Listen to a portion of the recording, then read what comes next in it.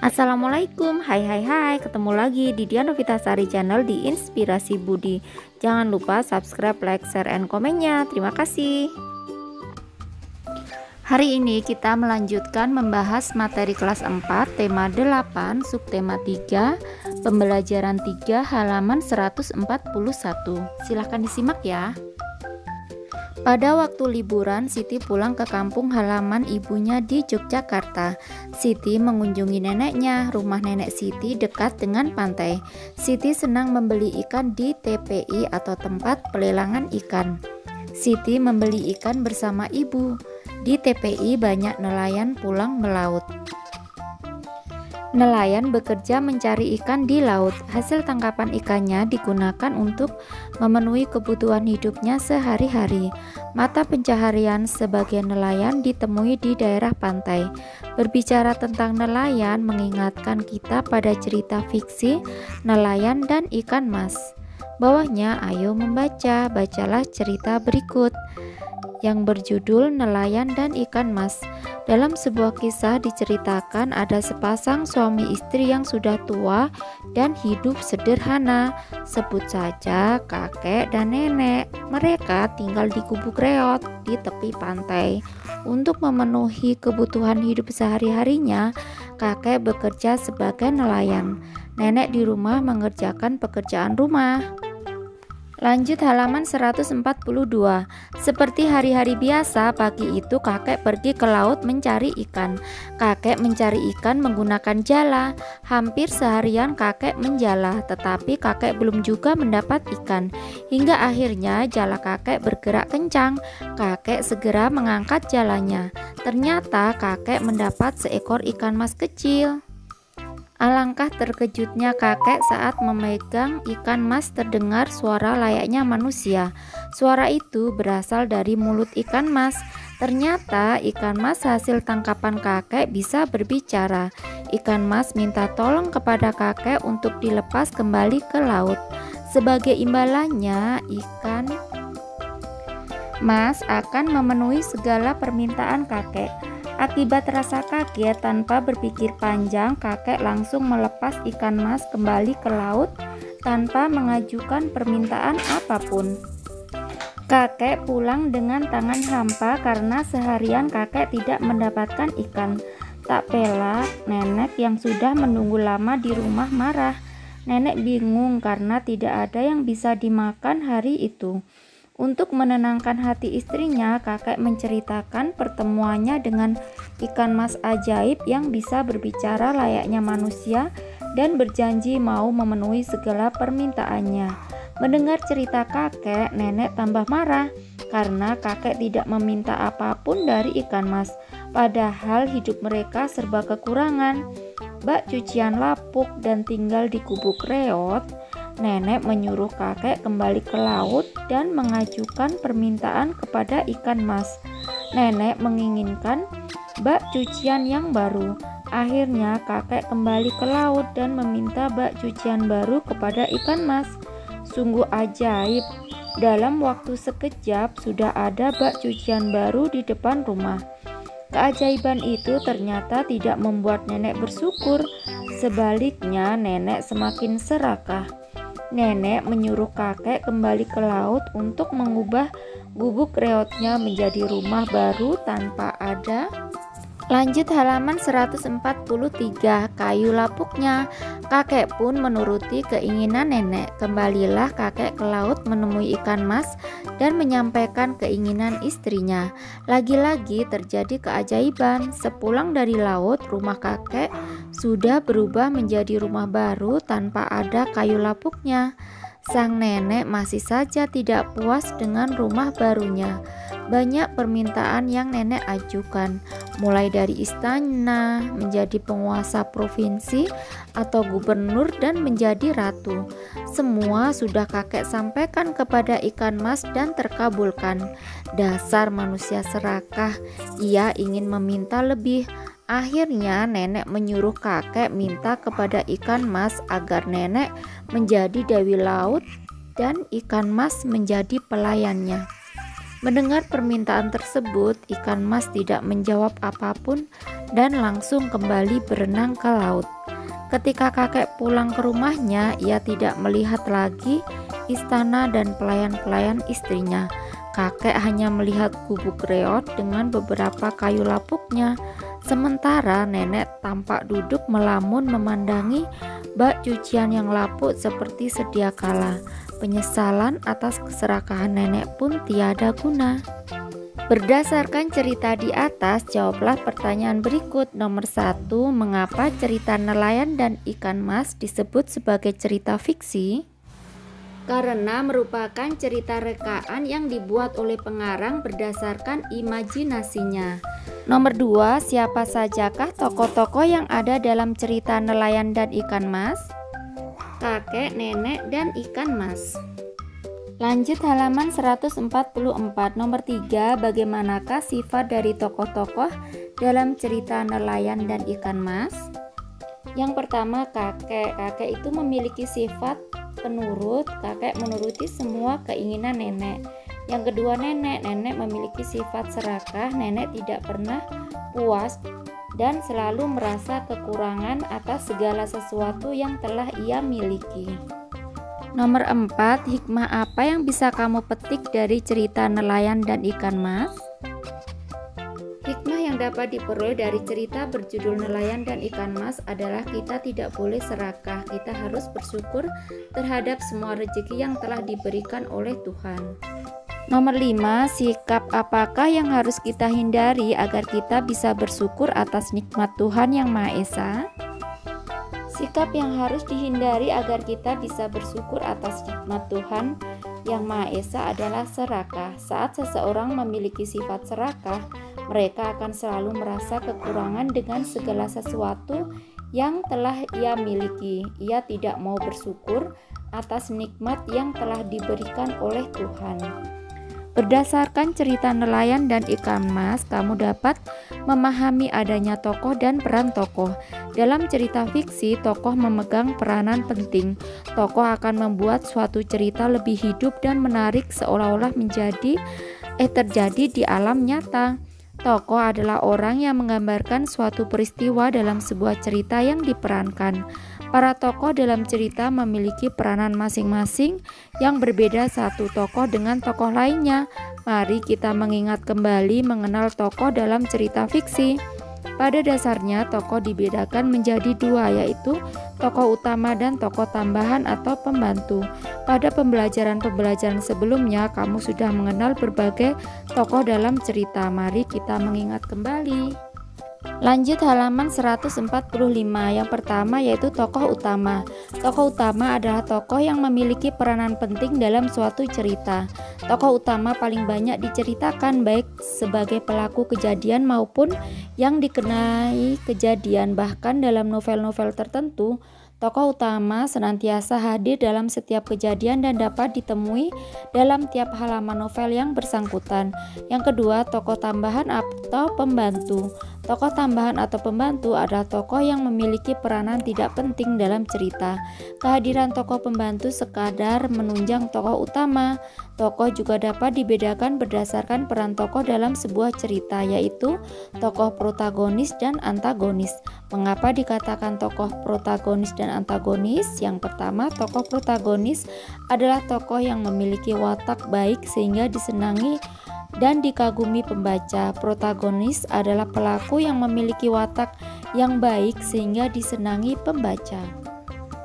Yang kedua, tokoh antagonis. Tokoh antagonis adalah tokoh yang tidak disenangi pembaca karena perannya tidak sesuai yang didambakan pembaca. Tokoh antagonis ini menjadi penyebab timbulnya konflik dan ketegangan yang dialami oleh tokoh protagonis. Antagonis adalah pelaku yang tidak disenangi pembaca yang tidak sesuai dengan isi cerita yang didambakan oleh pembaca. Ayo berdiskusi. Berdasarkan penjelasan tentang tokoh dan jenisnya, diskusikan bersama dua orang temanmu tentang tokoh utama dan tokoh pembantu dalam cerita Nelayan dan Ikan Mas. Selanjutnya, berdasarkan peranannya, tuliskan tokoh protagonis dan tokoh antagonis dalam cerita Nelayan dan Ikan Mas. Tulislah hasil diskusimu pada kotak berikut. Alternatif jawabannya bisa seperti ini ya. Yang pertama, tokoh utama dalam cerita berjudul Nelayan dan Ikan Mas adalah kakek dan ikan mas. Yang kedua, tokoh pembantu atau tambahan dalam cerita berjudul Nelayan dan Ikan Mas adalah nenek. Yang ketiga, tokoh protagonis dalam cerita berjudul Nelayan dan Ikan Mas adalah kakek dan ikan mas. Alasannya, kedua tokoh ini bersifat baik. Kakek selalu menuruti keinginan nenek, sedangkan ikan mas juga mengabulkan keinginan nenek. Yang keempat, tokoh antagonis dalam cerita berjudul Nelayan dan Ikan Mas adalah nenek. Alasannya, tokoh nenek bersifat serakah, ia tidak pernah puas dengan keinginannya dan selalu meminta lebih. Peran tokoh dalam cerita sebenarnya menggambarkan peran manusia dalam kehidupan nyata. Dalam kehidupan nyata, manusia mempunyai karakter berbeda-beda. Ada yang berkarakter baik dan ada yang berkarakter tidak baik. Ada yang menyenangkan dan ada yang tidak menyenangkan. Semua itu merupakan keragaman karakteristik individu. Masyarakat Indonesia merupakan masyarakat plural atau majemuk. Artinya, masyarakat Indonesia terdiri atas beragam karakteristik yang berbeda antara masyarakat yang satu dengan masyarakat yang lain. Apa sebenarnya karakteristik itu? Apa saja jenis karakteristik masyarakat Indonesia? Karakteristik adalah karakter dan gaya hidup seseorang serta nilai-nilai yang berkembang secara teratur sehingga tingkah laku menjadi lebih konsisten dan mudah diperhatikan. Karakteristik juga berarti ciri atau karakter secara alamiah yang melekat pada diri seseorang. Jadi, karakteristik individu adalah ciri atau karakter yang melekat pada diri individu. Karakteristik individu dalam masyarakat Indonesia beragam jenisnya, diantaranya fisik, jenis kegemaran, pekerjaan, ras, suku, pengetahuan, serta agama atau kepercayaan. Keragaman karakteristik masyarakat Indonesia bukan penghambat persatuan dan kesatuan bangsa Indonesia. Keragaman karakteristik masyarakat Indonesia juga bukan sumber timbulnya konflik atau masalah. Sebaliknya, keragaman karakteristik masyarakat Indonesia merupakan kekayaan khasanah budaya bangsa yang dapat memperkukuh persatuan dan kesatuan Indonesia. Bagaimanakah cara kita menghadapi karakteristik masyarakat Indonesia? Lanjut halaman 147. Kita sebagai warga negara Indonesia hendaknya saling menghormati perbedaan karakteristik antar masyarakat.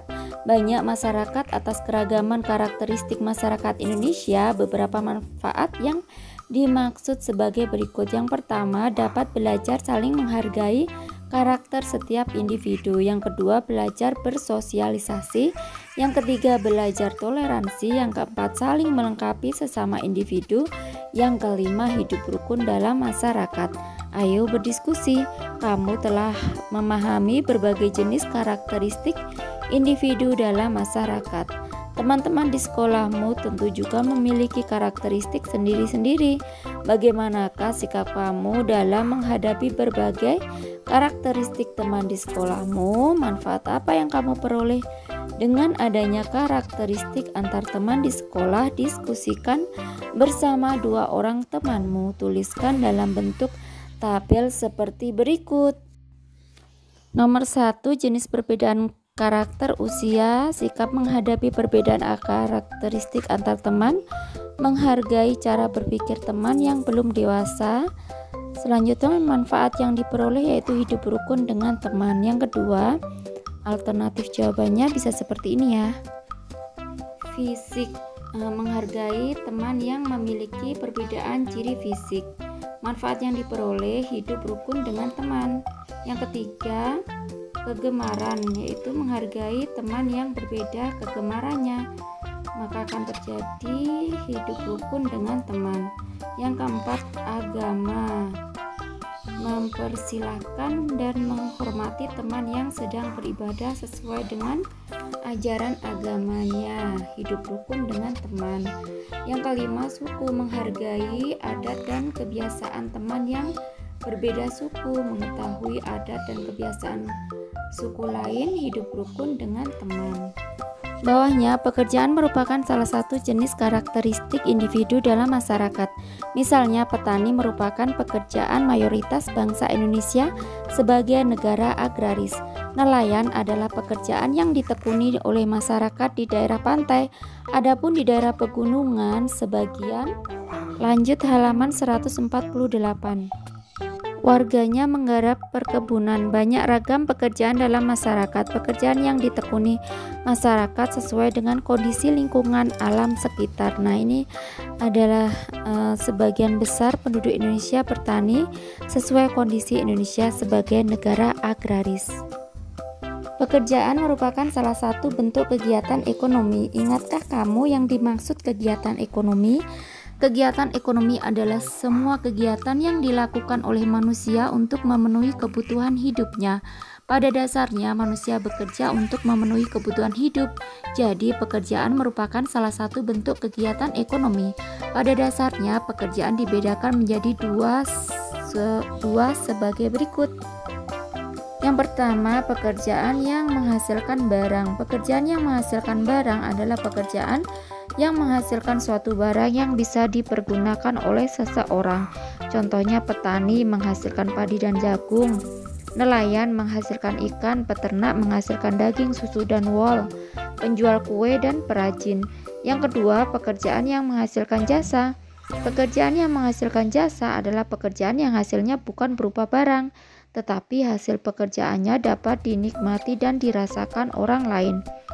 Contohnya guru, dokter, perawat, tukang potong rambut, polisi, tentara, dan seniman. Jenis pekerjaan jasa ini dibutuhkan masyarakat luas, terutama di bidang pendidikan, pelayanan kesehatan, layanan transportasi, ketertiban, dan keamanan, serta pariwisata. Oleh karena itu, pekerjaan yang menghasilkan jasa disebut sebagai pekerjaan yang berkaitan dengan sosial budaya. Lanjut halaman 149. Ayo mencoba. Kamu telah memahami jenis-jenis pekerjaan, baik pekerjaan yang menghasilkan barang maupun pekerjaan yang menghasilkan jasa. Sekarang lakukan pengamatan terhadap lingkungan tempat tinggalmu. Tuliskan jenis-jenis pekerjaan yang ditekuni masyarakat tempat tinggalmu. Kelompokkan jenis-jenis pekerjaan tersebut dalam dua kelompok, yaitu pekerjaan yang menghasilkan barang dan pekerjaan yang menghasilkan jasa atau pekerjaan yang berhubungan dengan sosial budaya.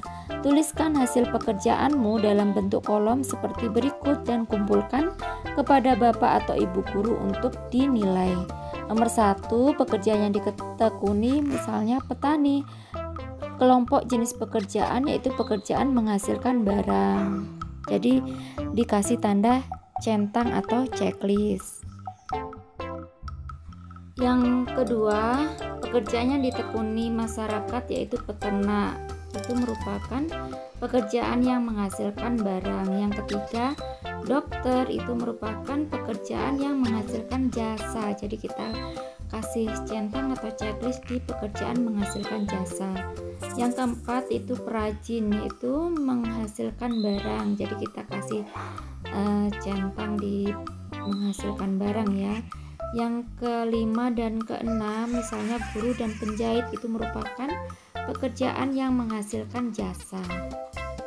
Bawahnya ayo renungkan. Keragaman karakteristik individu dalam masyarakat mempunyai peranan penting bagi kehidupan bersama. Manusia sebagai makhluk sosial selalu membutuhkan orang lain. Tidak ada seorang pun yang dapat memenuhi kebutuhan hidupnya sendirian. Coba renungkan hal berikut. Bagaimana jika dalam kehidupan masyarakat tidak ada petani? Apakah kita bisa memenuhi kebutuhan pangan secara terjangkau? Tentu tidak bisa ya. Lanjut halaman 150. Yang pertama, bagaimana seharusnya kamu menyikapi keragaman karakteristik individu dalam masyarakat, terutama dalam hal pekerjaan warga masyarakat. Hasil renungannya misalnya seperti ini ya. Tidak boleh iri dengan pencapaian yang diraih orang lain dan saling mendukung usaha dan pekerjaan orang lain. Yang kedua, apakah kamu bangga dengan keragaman pekerjaan di lingkungan tempat tinggalmu? Mengapa demikian? Hasil renungannya misalnya seperti ini ya. Ya, saya bangga karena dengan keberagaman penduduk kita bisa menutupi kekurangan kita masing-masing dan juga bisa saling tolong-menolong. Bawahnya, kerjasama dengan orang tua. Apa pekerjaan orang tuamu? Apa cita-citamu kelak? Tentu ada keragaman pekerjaan dalam keluargamu, bukan? Kamu hendaknya bisa bekerja sama dengan orang tuamu terkait dengan keragaman pekerjaan dalam keluargamu. Bagaimanakah cara yang dapat kamu lakukan sebagai bentuk pencerminan sikap bekerja sama dengan orang tua atas perbedaan pekerjaanmu dan orang tuamu? Diskusikan dengan anggota keluargamu, lalu tuliskan pendapat kamu dan keluargamu dalam kolom berikut. Alternatif jawabannya misalnya seperti ini ya.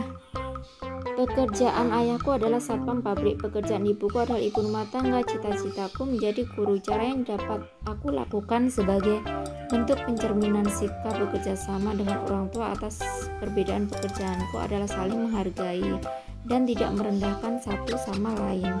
Nah, kiranya cukup sekian dulu video pembelajaran kali ini. Sampai ketemu di video pembelajaran selanjutnya. Semoga bermanfaat. Wassalamualaikum warahmatullahi wabarakatuh.